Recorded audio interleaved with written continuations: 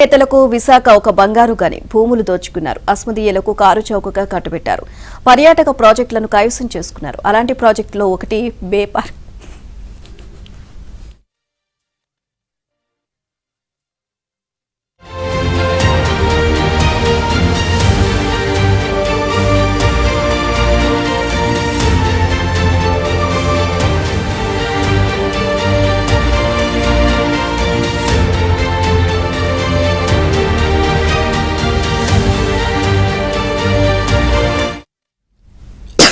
ఇందులో మరో భూకోణం బయటకు వచ్చింది. బే పార్కుకు ప్రభుత్వం లీజుకు అప్పగించిన స్థలంలో 9 ఎకరాల భూమి 25 ఏళ్లుగా ఖాళీగా ఉంది.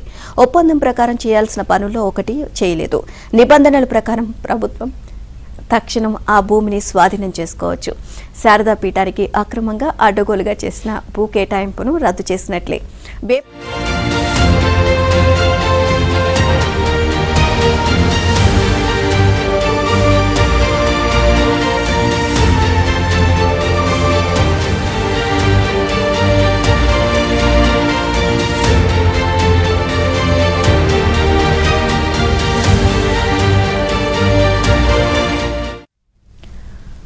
Indo American hotels and resorts అనే సంస్థ 1999లో ఉమ్మడి ఆంధ్రప్రదేశ్ ప్రభుత్వానికి పర్యాటక ప్రాజెక్టు చేపడతామని ప్రతిపాదించి రిషికొండలో 37 ఎకరాలు లీజుకు తీసుకుంది.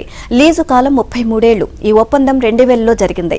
ఈ భూమిలో కొండపైన 28 ఎకరాలు, కొండకు ఎదురుగా రిషికొండ బీచ్ ను ఆనుకుని 9 ఎకరాల భూమి ఉంది. కొండపై ప్రాజెక్టుకు బే పార్క్ అని నామకరణం చేశారు. వైసీపీ అధికారంలోకి వచ్చిన తర్వాత ఆ పార్టీ పెద్దలు విశాఖలో విలువైన భూములు, ప్రాజెక్టులు హస్తగతం చేసుకున్నారు. అందులో బే పార్క్ కూడా ఒకటి. ఇస్తారా చస్తారా అంటూ బెదిరించారు. బ్యాంకు రుణాలు తాము చూసుకుంటాము అని చెప్పి భూమిని లాగేసుకున్నారు.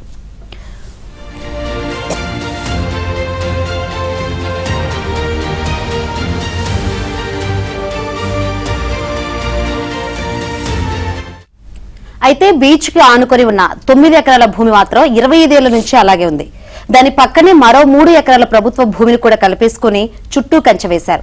రుషికొండలో ప్యాలెస్ నిర్మించినప్పుడు వర్కర్లు తాత్కాలికంగా నివాసం ఉండడానికి ఈ భూముల్లో షెడ్లు వేశారు. వాటిని తొలగించలేదు. రుషికొండలో ఇప్పుడు ఎకరా విలువ 25 కోట్లు, 9 ఎకరాల లీజు భూమి విలువ 225 కోట్లు, ఆక్రమణలో ఉన్న భూమి విలువ 75 కోట్లు, మొత్తం 300 కోట్ల విలువైన భూమి వైసీపీ నేతల కబ్జాలోనే ఉంది.